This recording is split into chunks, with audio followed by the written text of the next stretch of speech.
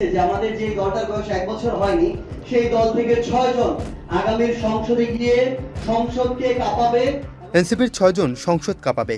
আমরা মনে করি ২৯৪ জনের কণ্ঠকে অতিক্রম করে বাংলাদেশের প্রত্যেক প্রান্তে পৌঁছাবে, এমন মন্তব্য করেছেন উত্তর অঞ্চলের মুখ্য সংগঠক সার্জিস আলম। গতকাল প্রেস কনফারেন্সে এনসিপির নেতারা জানিয়েছেন তাদের দলের ১ বছর না হতেই তাদের এমন সাফল্যের কথাও।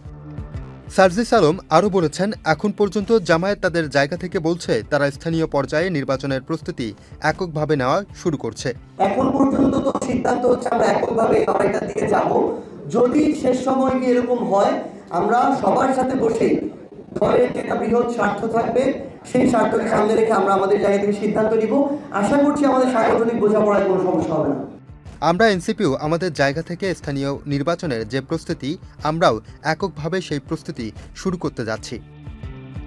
তবে শেষ মুহূর্তে যদি মনে হয় ১১ দলীয় জোট একসাথে স্থানীয় নির্বাচন করতে পারে, তখন সেই সিদ্ধান্ত নেওয়া হবে বলেও উল্লেখ করেন তিনি।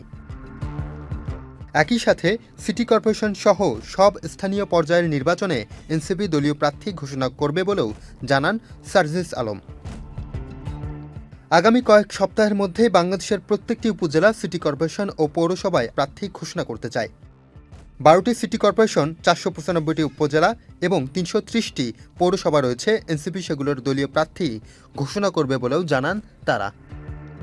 Muin Tajdid, channel I, Dhaka.